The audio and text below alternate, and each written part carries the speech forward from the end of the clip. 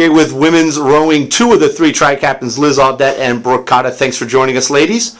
Brooke, we will start with you. A great race at the head of the Charles. Take us through it. What does it mean to be seventh at the head of the Charles?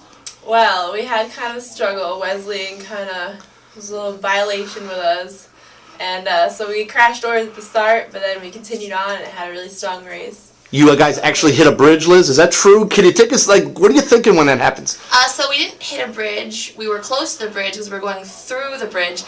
And our oars clashed when we were rowing. We were both side by side, and we were too close, so our oars kind of intermingled, and that's what happened. And someone caught a crab, which means their oar got stuck underneath the water, so we actually had to stop. But we still, after that, we had a lot of adrenaline going, so then we pushed through, and then Wesleyan was still in front of us by then. Now, snake racing is different than what we do in the spring. It's one boat after another, so this tends to happen. If this happens in the spring, there's a lot of issues, I assume, correct? Yeah. In the spring, we have lanes, so every boat has their own lane. In the fall, it's more racing in a course, and one boat goes after the other, and it's about the best line for the coxswain. Perfect. And Brooke, talk what it means to be the top NUMAC boat at the head of the Charles and to beat the 8-time defending national champions. It felt awesome. We weren't sure what was going to happen after we had to stop for 20 seconds. But to still be number 7 in that race, top NUMAC boat, it was incredible. Now, Liz, are you at this point panicking, knowing that you've had to come to a full stop, or once you got going, you're like, wow, we've really making good time? Well, I know we all were panicking a little bit, but with that, we all had a lot of adrenaline. We were ready to go, and we pushed through it as much as we could. We really tried to make up that time, and I think we did end up making up some of that time. So it was a good race overall for us. Great. Now you have a prestigious meet, regatta like the head of the Charles. Now you get the head of the Fish. Brooke, how do you get ready for that, knowing that some people have gone away on break? Well, it's really going to be something new. We're going to have a lot of mixed boats. Some new coxswains are going to be taking us down the course. So I'm really excited to row with the novices, and I think that we're getting ready for the spring now.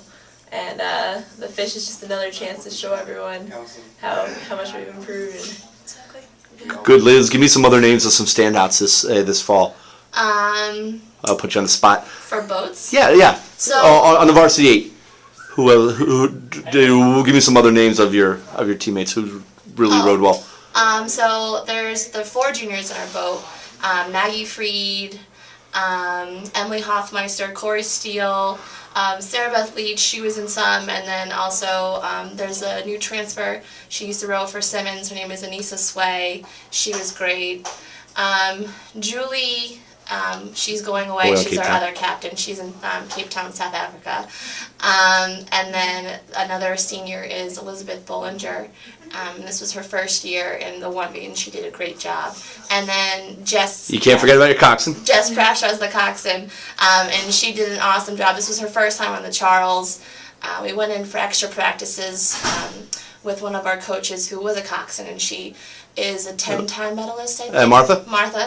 Martha Strom, and she told Jess the best way to go, and even though we had a little hiccup in the beginning, I know Jess did the perfect line, and she did a perfect course on the head of the Charles. Perfect. Brooke, now we, after the Fish off-season training, so now the captains really earn their money, making sure everybody is in the room and doing what they're supposed to do, and then your Florida trip, and talk about the Florida trip. A lot of team bonding and a lot of work at the same time. Oh yeah, it's not a vacation, just tell you that, but it's a lot of fun, and we row, and it's really great. I think it's a great opportunity to get ready for the spring, even when our lake is frozen. And we have a lot of bonding, because we're all together, all living together, all going to the beach together when we have time. Playing some shuffleboard, but... Perfect. Well, listen, great job at the Charles. Keep it up at the Fish. Enjoy the indoor tank, and you'll be outside again before you know it. Thank you. Ladies, thank you.